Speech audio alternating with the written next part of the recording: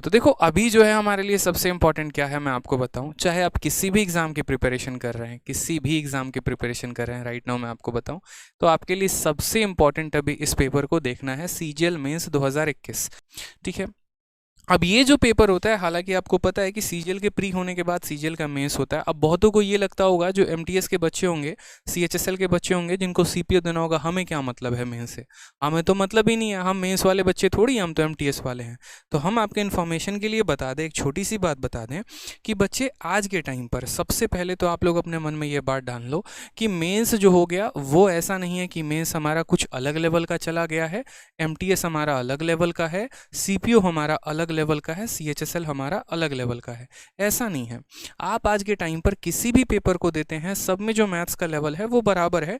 बस फर्क यहाँ पर ये हो जाता है कि इनमें जो क्वेश्चंस पूछे जाते हैं उससे थोड़ा सा ऊपर का लेवल यहाँ पर ये होता है। तो मेरा मानना अगर यहाँ पर है कि अगर हम बड़ी मछली के हिसाब से अगर हम जाल बनाएं तो सारी छोटी मछली तो पकड़ में आ ही जाएंगी। कहने का मतलब है कि अगर हमने बहुत ही ब्यूटीफुल तरीके से इस मेंस के पूरे 100 सवालों का निचोड़ अगर हमने देख लिया, इनका बहुत अच्छे तरीके से हमने डिस्कशन कर लिया, एनालिसिस कर लिया, इनके स्मार्ट अप्रोच जान लिए, तो ये हमारे छोटे छोटे पेपर्स जितने भी हैं वो ऑटोमेटिक कवर हो जाएंगे। समझ रहे हैं मेरी बात को आप यहाँ पर? क्योंकि अगर आप देखेंगे तो आपके 4 प्री के पेपर के बराबर अकेला आपका एक मेंस होता है। ठीक है, तो सोचिए कि अगर आप मेंस का पेपर पूरा का पूरा कवर अप कर ले रहे हैं, यानी आप 4 प्री के पेपर्स को कवर अप कर रहे हैं, ठीक है, तो ये पेपर आपके लिए बहुत ज़्यादा इंपॉर्टेंट है। साथ में मैं आपको एक बात बोलूँगा कि जैसे मान लीजिए कि अगर आप पढ़ते हैं a+b का होल स्क्वायर, तो a+b का होल स्क्वायर पढ़ते हैं मेरे भाई, तो क्या होता है कि a+b का होल स्क्वायर पढ़ते हैं तो सिर्फ a+b का होल स्क्वायर ही आप जान पाते हैं।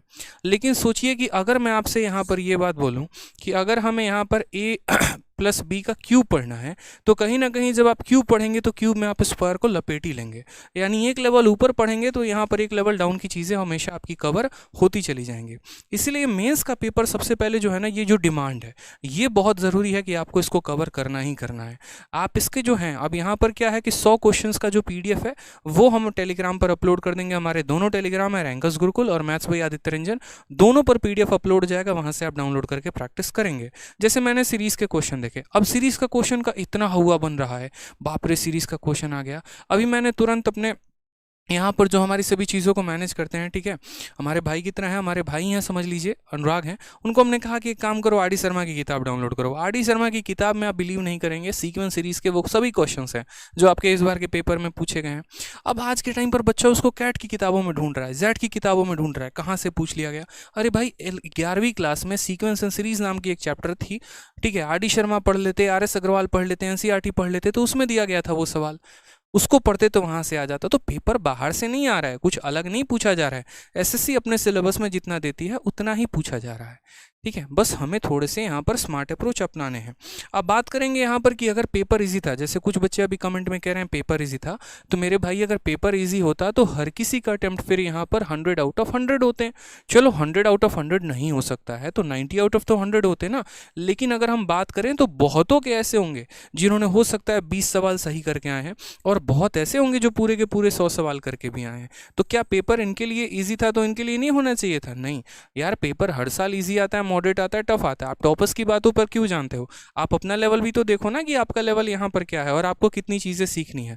तो इसीलिए पेपर को ईजी, मॉडरेट, टफ ना कह के हम ऐसा कह सकते हैं कि हाँ ठीक है, जो भी पेपर था हमें पूरा सीखना है ताकि अगली बार हम गलती नहीं करेंगे। ठीक है, टफ बना दो तो माइंडसेट पहले बन जाता है, अरे बाप रे पेपर टफ आया था, मर जाएंगे रे दादा हम, और ईजी आया तो अरे कुछ है ही नहीं, इसकी तो कोई इज्जत ही नहीं है। तो ऐसे नहीं करना होता। रिस्पेक्ट है, कोई चीज़ की बात नहीं है, जितने कंसेप्ट आए हम लोग सीखेंगे ताकि इस बार जो हमारे कई सारे पेपर्स होने वाले हैं, हमारे आसपास कौन सा पेपर है? सबसे बड़ा पेपर अभी सीपीओ मंडरा रहा है, फिर उसके बाद कौन आएगा? सीजीएल, फिर उसके बाद कौन आएगा? सीएचएसएल, आगे चलकर एमटीएस और बाकी सारे पेपर्स आएंगे। तो इनमें 100% मैं आपको कह रहा हूं कि सीधा का सीधा सीजीएल 2021 में से सवाल आएगा ही आएगा। तो इसीलिए सबसे पहले आपके इसको ज़रूरत को समझना है, ये आपके लिए बहुत महत्वपूर्ण है। ये करना है क्यों? क्योंकि आपको ये सारे एग्जाम्स क्लियर करने हैं। अगर आपको ये पेपर दे रहे हैं, अगर आप इनमें से कोई सा भी पेपर इसके अलावा भी अगर आप कोई दे रहे हैं तो ये ज़रूरी है ही है।